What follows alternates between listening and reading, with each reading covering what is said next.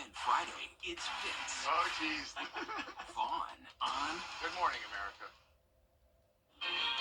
It's the last weekend of summer this weekend, and temperatures are going to be reflecting that. We will warm up into the low 90s, enjoy it while it lasts, get a pool day in, because after that, the first day of fall is on Sunday, and we're cooling back down. All those details coming up. Right now on News Channel 6 and 7, Richmond County school leaders are focusing on safety at Cross Creek High School. Why new metal detectors are being installed, aside from the safety issue. Also had an update on a failed venue at Lake Olmsted Stadium, how the city leaders are working to recover lost money. A new subdivision now open in Columbia County. Neighbors are questioning the impact on traffic as your News at 7 starts now. Live from Television Park, this is WJBF News Channel 6 at 7. Good evening, everyone. You're watching News Channel 6 at 7. I'm Dee Griffin. Thanks so much for joining us. Coverage you can count on begins with Richmond County school leaders getting ready to install metal detectors at Cross Creek High School.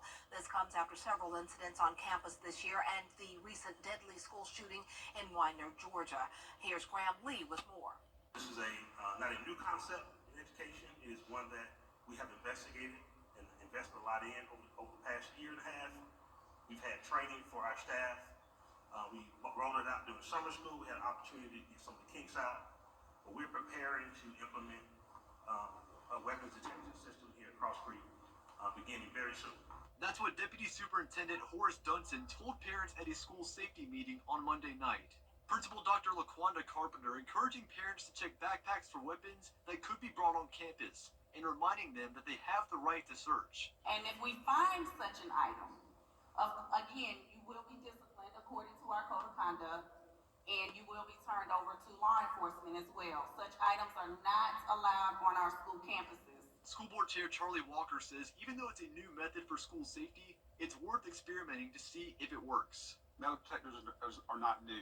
They've been in use for I don't know how many years, but we've never used them consistently over any long period of time. So this is our first run at seeing if this could be something that if it is improves itself to be successful, even though it's not the answer to all the ills that come along with school safety, it certainly is one that's very recognizable.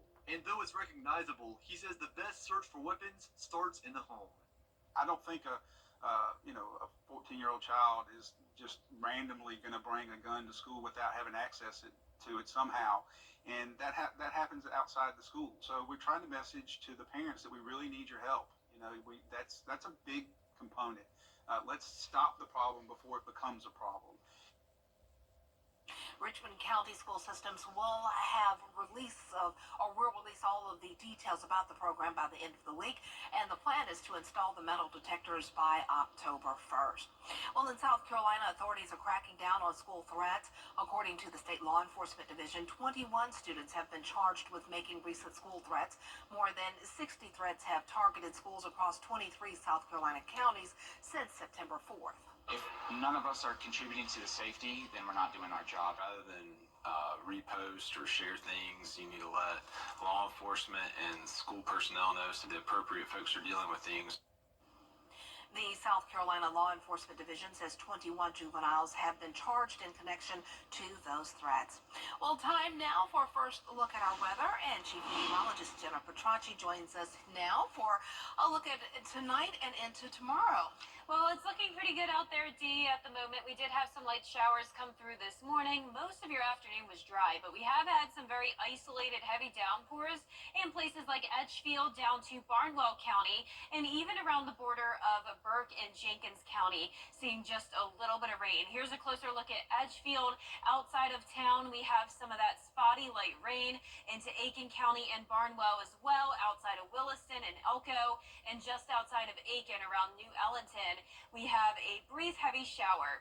Our almanac today shows 0.16 inches of rain recorded at Augusta Bush Field. Started out the day in the upper 60s, climbed to 86, putting us back on track with near average temperatures.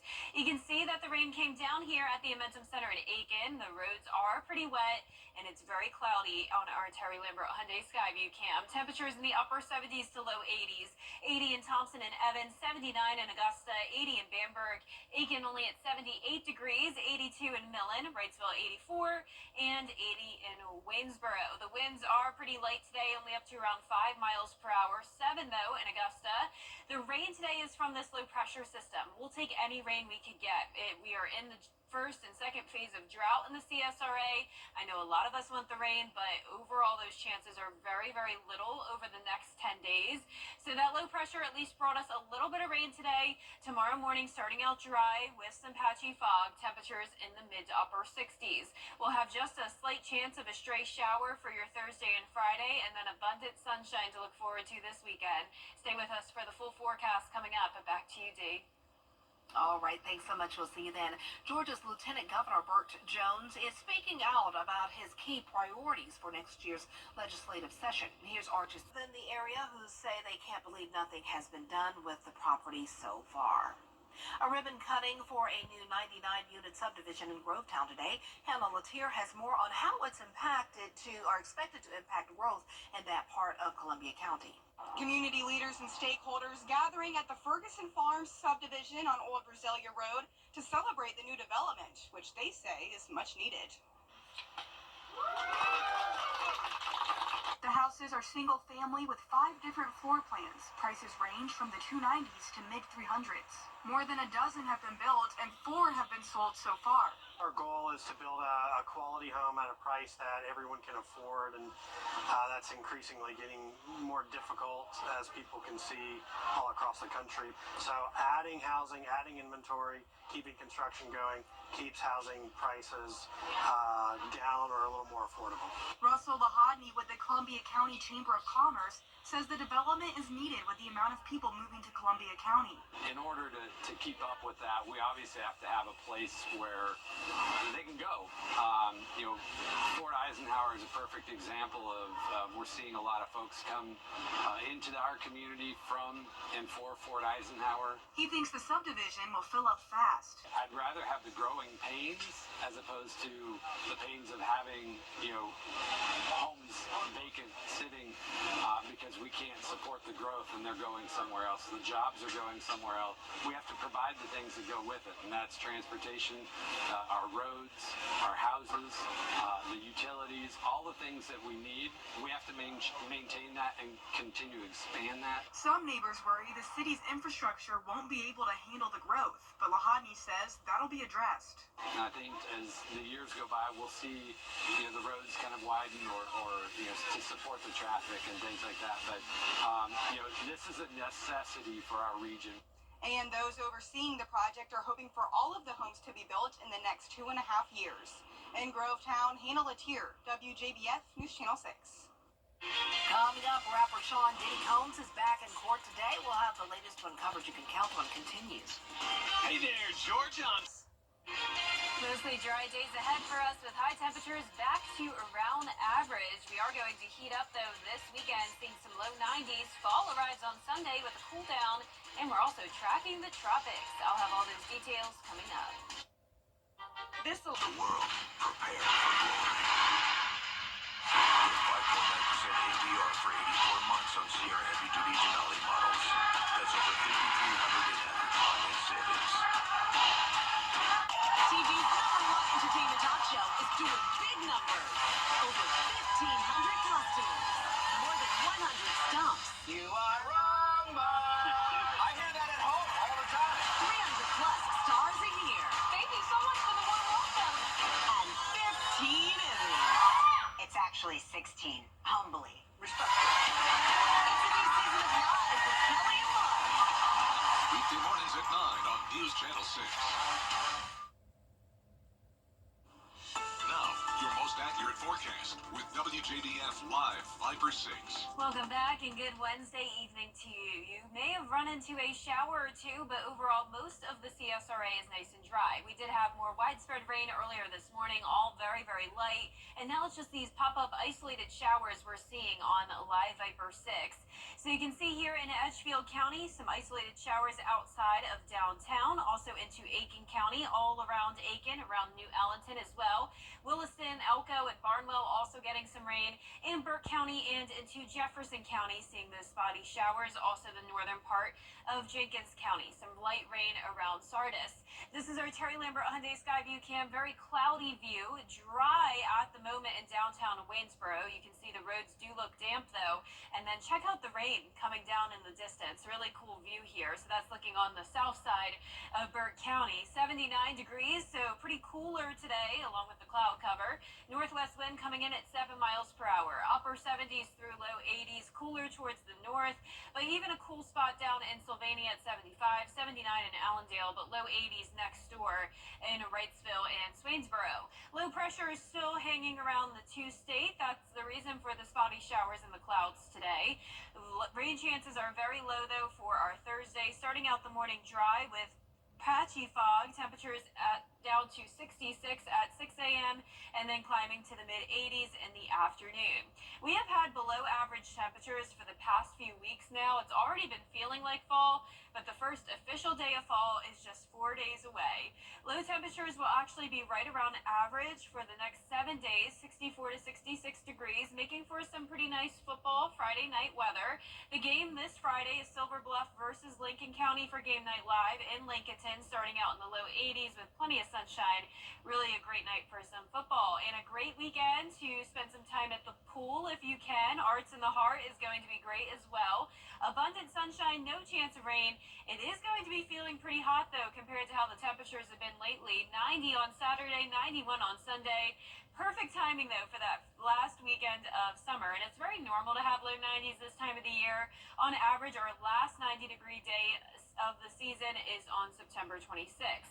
Our futurecast tonight at 8 o'clock still showing that low pressure around the area for now. Then it pretty much fades away by Thursday evening. Thursday afternoon, you can see some sunshine coming out with just a few spotty showers. Friday morning, nice and dry, and then in the afternoon, same thing. Can't rule out a stray shower or two, but nothing widespread. The tropics showing two areas of development here. We have this one in the Caribbean that we're keeping a very close eye on. This is low pressure that will be forming and could become tropical and maybe even impact the United States late next week. We'll keep you posted on that. Lows tonight in the mid-60s near average, highs tomorrow in the mid-80s. And that 10-day forecast showing a pretty nice week ahead. I know we do need the rain because we are in a drought, but at least enjoy the sunshine and make some outdoor plans this weekend. And next week we'll see some isolated rain chances with temperatures eventually cooling back down. Back to you, Dee. All right, thanks a lot. Still ahead, a big decision by the Federal Reserve today. They're cutting interest rates for the first time since 2020. What this means for your wallet when we return. Hey, Augustin. Starting at 9, 8 Central, only on News Nation. Get the latest from News Channel 6 delivered right to your inbox with the latest headlines from South Carolina, Georgia, and the entire CSRA. Sign up for newsletters today at WJBF.com. Sponsored by Alpha Insurance. News Report, Mondays at 12:30 on News Channel 6. The WJBF Live Viper 6 Skyview Network is sponsored by Terry Lambert Hyundai. Low prices, big selection, and committed to quality customer service. A major milestone in the fight against inflation, the Federal Reserve announcing an interest rate cut for the first time in years. It comes as Americans face the highest interest rates we've seen in more than 2 decades. Rena Roy has the latest. A pivotal move from the Federal Reserve today, cutting interest rates for the first time in 4 years. The Fed reducing rates 0.5 percentage point. This recalibration of our policy stance will help maintain the strength of the economy and the labor market, and will continue to enable further progress on inflation as we begin the process of moving toward a more neutral stance. Americans have been dealing with high borrowing costs for everything from mortgages to credit cards. If you've been carrying a balance on your credit card, You felt the sting of high rates with the average APR now near 21% according to Bankrate. A rate cut could mean a slight decrease there. You might just see a couple of dollars difference in your monthly payment due on your credit card, about under $10 a month less for that car loan, and about $50 a month on an average interest rate for a mortgage. The Fed dialing back its years-long fight against inflation, which has slowed dramatically from its peak of about 9% in 2022. We're now at 2.5%. We have dramatically come down, much closer to the Fed's 2% target. But look at here. The unemployment rate has ticked up at the same time to 4.2%, and that's what's troubling for the Fed. The Fed remaining cautious. We will continue to make our decisions meeting by meeting. We know that reducing policy restraint too quickly could hinder progress on inflation. At the same time, reducing restraint too slowly could unduly weaken economic activity and employment. The good news here, this is expected to be the first of many interest rate cuts from the Fed. They could last through next year. Credit card rates could possibly be even 2 percentage points lower than what we're seeing today. Rena Roy, ABC News, New York. Bidenomics and get a special discount. Olympus Granite, located at 383 Tower Drive in Augusta. Visit olympusgranite.com. There's a new TikTok trend encouraging people to eat dirt. Yep, dirt. It might seem bizarre, but eating clays, chalks, and soils have been practiced for hundreds of years in some parts of the world. Advocates say it's good for digestion and absorbing toxins in the body, but experts warn eating clay could actually increase toxins in the body since dirt can contain heavy metals. I remember in college, a friend, we were talking about things like this. We were in our science class, and a friend of mine said her mother craved chalk when she was pregnant with her. I've seen that on one of those like TLC shows Yeah, before. they craved chalk and they wanted to eat chalk. I was You like, know, yeah, I'll pass, but very interesting. Interesting. You know, a lot of times these stories we air make me hungry. Not Like the this one, burger no. one yesterday. Yeah, Not today. Somebody gets mad at you and say, "Oh, go eat dirt." Don't do it. Yeah, don't do it. Oh man. Well, our 10-day forecast showing mostly dry conditions, just a 10% chance of rain Thursday and Friday. The sun is coming back out. Temperatures heating up to 90 degrees on Saturday, 91 for the first day of fall, then cooler next week. I don't think I've ever said somebody should eat dirt. No, it's me. I think I've said people should eat other things, but not dirt. But when we're on TV, we can't say what my potty mouth says. We're always with you at WJBF.com. Entertainment Tonight is next.